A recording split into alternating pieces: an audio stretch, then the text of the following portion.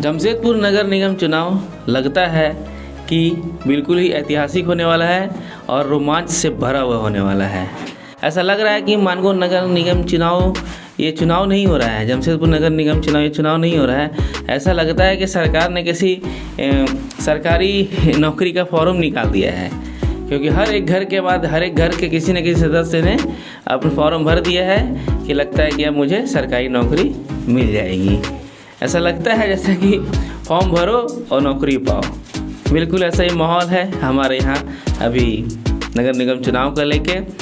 सब अपने अपने आप को समाज सेवी बता रहे हैं, बल्कि असलियत ये है कि 90% प्रत्याशी को उसके खुद के ही आसपास के मोहल्ले के लोग, कॉलोनी के लोग जानते तक नहीं हैं। वो लोग अपने आप को समाज सेवी बता रहे हैं। मुझे ये सोचने वाली बात है कि अगर आप हर एक मैं मानगो क्षेत्र में रहता हूँ, मानगो क्षेत्र में अगर देखा जाए कि एक भी समाज सेवी जो है बिल्कुल नहीं है, कोई भी समाज सेवी नहीं है। सब किसी न किसी राजनीतिक पार्टी से जुड़े हुए हैं और अभी इस वक्त जो चुनाव में लोग खड़े होकर अपने आप को समाज सेवी बता रहे हैं, वो भी किसी में कोई भी आज तक मुझे नहीं लगता है कि कोई आसपास के आप भी अपने आप आसपास के लोगों को ध्यान दीजिएगा कि आज तक उन्होंने एक भी सामाजिक कार्य में अपनी भाग लिया है या किया है। आप चाहे तो देख सकते हैं। लेकिन फिर भी अब हाथ जोड़ के अगर मान लीजिए किया नहीं है, आप करने को इच्छुक हैं, तो ये तो कह सकते हैं कि मैं अब ये सामाजिक कार्य करना चाहता हूँ, समाज के लिए कुछ करना चाहता हूँ। लेकिन सब सिर्फ हाथ जोड़ के घूम रहे हैं और जैसे लग रहा है कि इस तरह से चुनाव प्रचार कर रहे हैं जैसे कि ये विधायक का चुनाव है। बिल्कुल लग ही नहीं रहा है कि नगर निगम का चुनाव है और सेवा भावना के प्रति कोई अपना कुछ करना चाहते हैं। बिल्कुल भी ऐसा नहीं लग रहा है। आपसे सभी जमशेदपुर वासियों से मेरा एक ही निवेदन है कि आप ये जो नगर निगम बनने के बाद एक एक वार्ड में आप सोचिए, एक एक वार्ड में जो प्रत्याशी खड़ा होता है वो एक बार अगर नगर निगम चुनाव जीतने के बाद वो अपने क्षेत्र में जो कार्य करेगा उसके तहत वो उस वार्ड में एक तरह से वो समाज के प्रति एक अपना प्रतिष्ठा हासिल करेगा।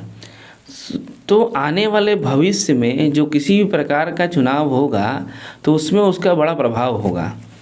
तो ये पहले बार है, तो बहुत लोग ये समझ नहीं पा रहे हैं कि इस चुनाव का भविष्य में क्या प्रभाव पड़ेगा।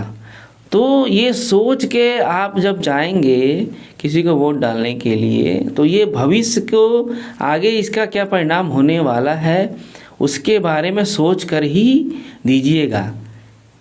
किसी के कहने पे सिर्फ जाके वोट डाल के मत आइएगा, क्योंकि जैसा कि आप देख पा रहे हैं कि हमारे यहाँ जमशेदपुर शहर में तो पहली बार हो रहा है, लेकिन बड़े बड़े शहरों में नगर निगम चुनाव को बहुत ही महत्व दिया जाता है, क्योंकि इसका प्रभाव आने वाले आगामी चुनावों में प्रत्यक्ष रूप से पड़ता है। अप्रत्यक्ष रूप से नहीं, पूरा प्रत्यक्ष रूप से ही पड़ता है। ये बिल्कुल ये इस शब्द को ध्यान दीजिएगा, प्रत्यक्ष रूप से इसका प्रभाव पड़ेगा। और मैं एक बात बताना चाहता हूँ कि अभी जैसा कि आप देख रहे हैं कि दिल्ली के चुनाव होता है, तो दिल्ली में जब जो पार्टी जीतती है उसका क्या प्रभाव पड़ता है। अभी आपको एक सीखने लायक बहुत अच्छी जानकारी मैं दे रहा हूँ कि महाराष्ट्र में जो नगर निगम चुनाव हुआ है, वो उस चुनाव में जीतने के बाद उस क्षेत्र में क्या हो रहा है, उसकी राजनीतिक पार्टियां क्या लाभ उठा रही हैं, किस तरह के खुले मंच से भाषण दिया जा रहा है, उसका उस नगर निगम चुनाव के जीत को किस प्रकार देखा जा रहा है, उसको आप देखिए और सोचिए। उसको सोच के उससे सीख कर आप वो गलती न करें, इसको सुनिश्चित कीजिएगा।